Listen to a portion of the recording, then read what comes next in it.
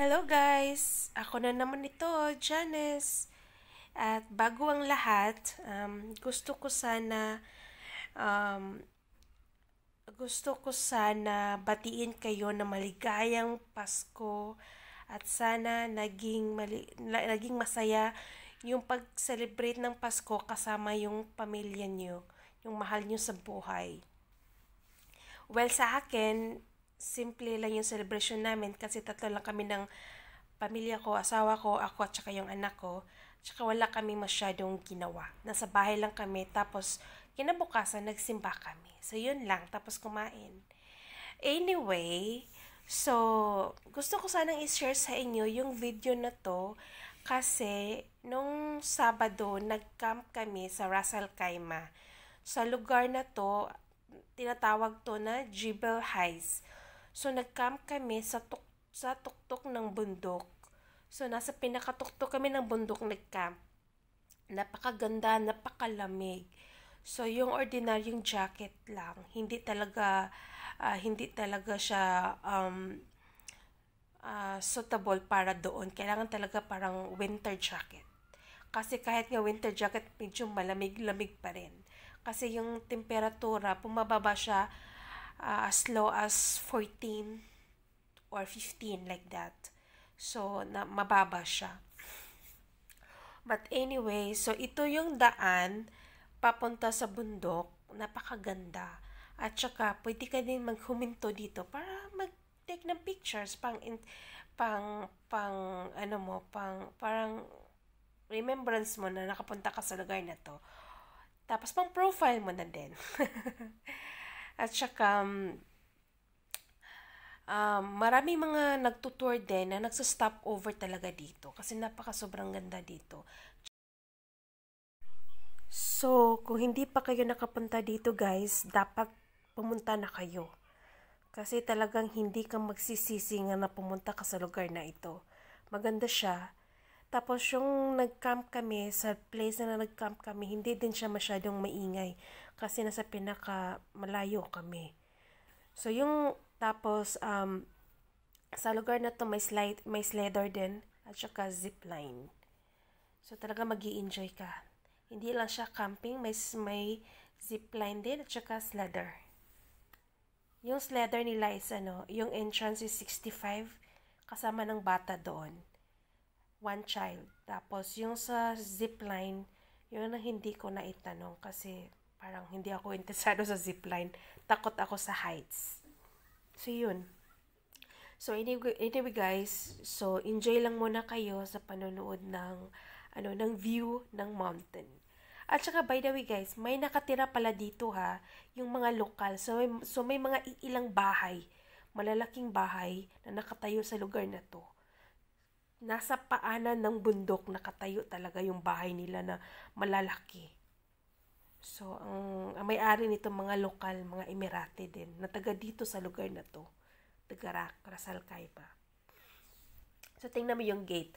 Napakalaki, di ba? May bahay dyan sa loob. So, yun. So, enjoy mo na kayo.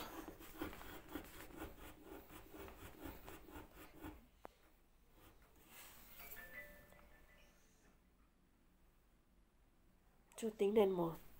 Diba napakaganda yung view ng bundok. Ito, paakyat na kami nito, guys. Para yung daan na ginawa nila, yung kalsada. Dapat bundok to yung kalsada bundok. Parang hinati nila. Tapos ginawa nilang kalsada para para mga tao makapunta sa bundok. So, yun ang ginawa nila. So, in between, nasa bundok kami in between. So, ang ganda, di ba? Tingnan mo naman. Talagang sulit ang pagpunta mo dito. At saka, yung travel time sa amin, from Dubai, papunta dito sa Ras Al Khaimah, umabot kami ng 2 hours. Kasi paakyat pabundok kami. So, 2 hours ang inabot. Tapos na nakikita mo, yan ang zipline. Yan yung zipline na sinasabi ko. Yan, malapit yan sa kung saan kami nag-set up ng tent. So nakarating na kami sa lugar kung saan kami at tsaka pala ito yung slider. Ito yung tinatawag lang slider. Ito siya. So nakikita mo may dumadaan. See, may nagda-drive. See? Diba ang ganda? Hindi ko pa rin nasubukan to kasi medyo takot ako. Takot ako sa heights. So talagang solid yung pagpunta namin dito. At saka may facility sila, may toilet din sila, but not that clean. Hindi mo yun expect na malinis na kasi maraming gumagamit. Pero separate yung sa boys, separate yung sa for ladies. So hiwalay. So tingnan mo, marami din nagka-camp dyan. Ito medyo crowded na lugar na to. Marami nagka-camp dito, pero kami nasa medyo malayo, kami nasa taas kami. So yan. Tapos may mga kambing din dito. Kinabukasan, may mga kambing, grupo-grupo yung mga kambing. So naglalakad, naghahanap ng pagkain. Yung mga leftover nung nag-camp, yun ang kinakain nila. Kasi yung mga campers, nagbibigay din yung mga tao ng pagkain sa kambing. So yan. Tapos nasa edge kami nag-set up ng camp. Kasi yun talaga kapag may anak ka na malikot talaga, hindi to safe para sa mga bata. Kasi nag-camp talaga kami sa edge ng bundok. Naghanap lang kami maliit na, parang maliit na flat surface. Doon namin tinayo yung tent namin. Pero ilang hakbang lang, nasa bangin ka na. Kaya delikado din to sa mga bata kasi nasa bangin ka na. So tingnan mo kung gaano kami kalapit sa bangin. Itong blue na tent, ito yung amin. So malapit talaga kami sa bangin.